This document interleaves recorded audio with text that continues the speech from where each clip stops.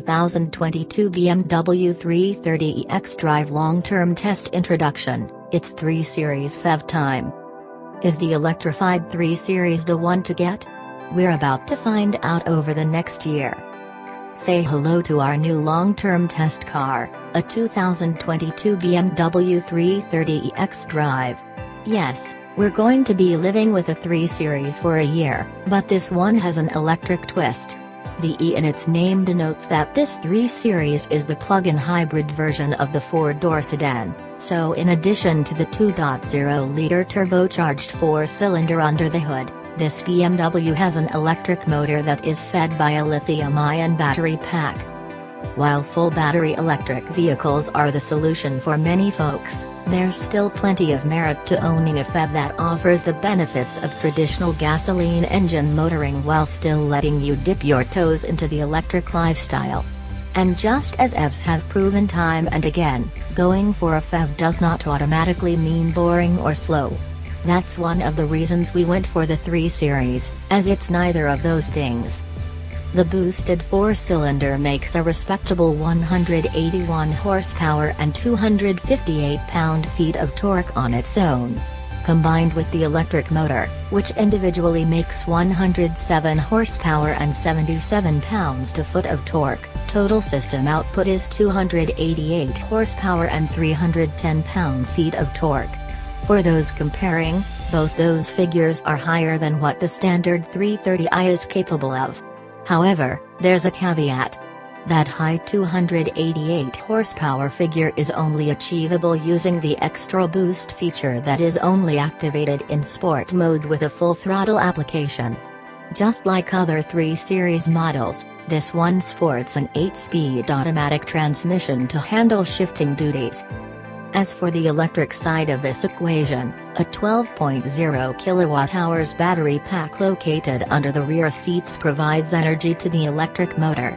Fully charged, the 330e xDrive is EPA rated for 20 miles of electric-only driving. Top speed under electric power is 87 miles per hour. Why we got it? Whenever there's a new 3 Series, it's worth an extra long look. Even if it might not be the most engaging or driver-focused sports sedan out there anymore, it's still a measuring stick by which every other 4-door luxury sedan is measured by. And yes, this generation of 3 Series is a couple years old now, but that doesn't make it any less important in this highly competitive segment. Beyond deciding whether this generation of 3 Series is a step forward in the right direction for being fun to drive, we want to find out if opting for its 330e plug-in hybrid variant can improve the sports sedan experience beyond the standard gasoline engine model. If you buy a 3 Series, it's very likely for daily driving duty. That means trips back and forth to the office, runs to the grocery store, road trips to family and so on. It gets used for everything, and the vast majority of those drives are probably covering less distance than the 20 miles of range afforded by a full battery pack in the 330e. This should theoretically lead to fewer trips to the gas station and less money spent on fuel throughout our year of driving. We'll be reporting our findings. What we got? The Bmw Configurator is a scary one. If you don't watch yourself, the price of your BMW can quickly skyrocket by $15,000 or more after ticking desirable option boxes. Typically, the BMWs that show up to our doorsteps for testing are loaded to the gills. But that's not the case with our long-term test car. From a base price of $45,945, our 330e xDrive's final price is just $51,840, including the $995 destination charge. If you're eligible, the 330e comes with a stout $5,836 tax credit, too, bringing the effective owner's cost down to approximately $46,000. That's just about $50 off the car's base price.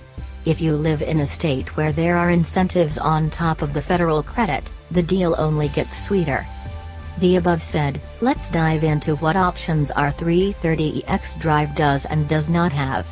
To begin, this is the xDrive all-wheel drive model, not the available rear drive version. We're happy to have power to all four wheels for Michigan's winter, which means paying $2,000 for xDrive over the standard model.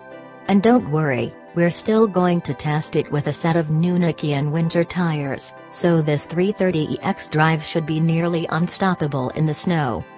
The most expensive line item in the options list is the M Sport package for $3,400 that adds the flashy 19-inch bicolor wheels, darkened exterior trim all around, LED fog lights, an anthracite headliner, aluminum interior trim and the M steering wheel.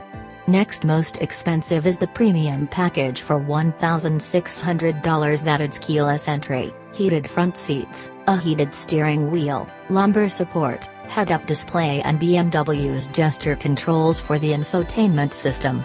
The last big package on the car is the $700 driving assistance package. This adds BMW's active driving assistant that consists of front collision warning and automatic emergency braking with pedestrian detection. The package also bundles blind spot warning, lane departure warning and front, rear parking sensors in for your $700. What it does not consist of is adaptive cruise control and BMW's advanced lane centering system. One option we didn't get is BMW's $1,400 dynamic handling package.